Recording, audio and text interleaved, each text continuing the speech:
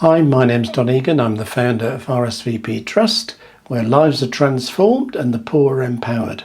And this is the Portable Jesus.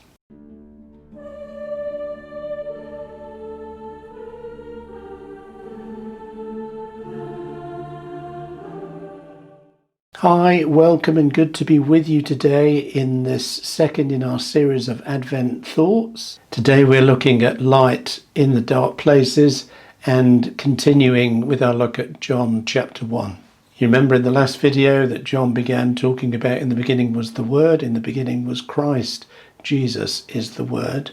In this second reading he talks about in him, in Jesus, was life, and that life was the light of men and women. And it was this light, he says, that was coming into the world. 2020 has been a very dark year for most of us, struggling with restrictions. Some people lost their jobs.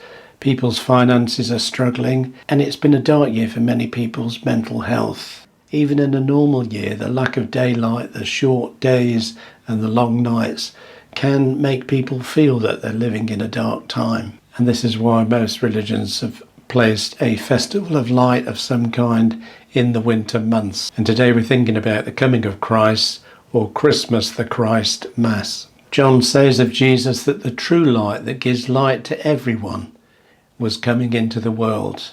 This was going to be something world-changing. I think it's not only 2020 that's been very dark and difficult for many of us, but all of us have really difficult periods of our life where we're struggling with one thing or another. It could be relationships, it could be finances, it could be mental health, it could be many, many things. I remember back in 1981 when we lived in Manchester, we had the Moss Side riots. Every night it seemed like the whole of Manchester was on fire, but it was in fact in a few smallish pockets around the city. But back in those days I worked in social work in Manchester, and one of my jobs the very next day after the first night of the riots was to go into Moss Side to collect small children under fives and childminders and drive them in my minibus to their playgroup.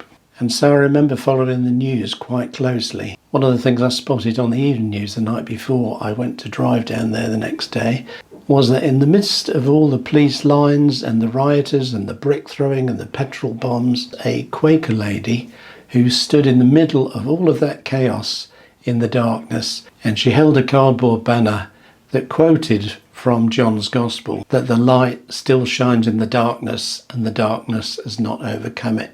And she said on the news, I think, that she just felt she needed to come down and pray for peace. And I can understand as a Quaker why she would want to do that. But I remember thinking, knowing that I would have to drive into this chaotic area the next day, would her prayer, would her presence make any difference? Because the world at that time seemed so dark and chaotic. But you know what? That banner she held up with this verse from John's Gospel, that the light still shines in the darkness and the darkness has not overcome it, it did prove to be true, because eventually the buildings that were burnt were demolished, the area that was devastated was redeveloped, new community projects happened, the community came together, and that awful time when we had 3 million people unemployed in this country eventually came to an end. I don't think the government of the time really understood the impact of unemployment. I don't know if any of them had ever been unemployed.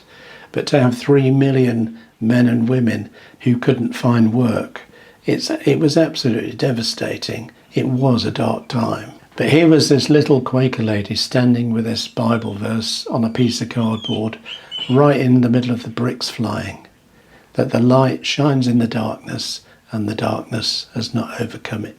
Recently I found this quote from J.F. Kennedy. "We are not here to curse the darkness, but to light a candle that can guide us through that darkness to a safe and sane future. For the world is changing, the old era is ending, and the old ways will not do." And JFK will have been speaking back in the 60s, I guess, and I'm not sure what he had in mind. I guess the Cold War was at its height at that time. The world was a dark place in certain areas. But he talked about lighting a candle to guide us through the darkness. And those words, the old era is ending, the old ways will not do, I think really fits in with today's issues. So in this last 12 months, I, for one, have certainly had dark days not when there wasn't sunlight, but even in the summertime with the restrictions and the wondering when will this thing be over.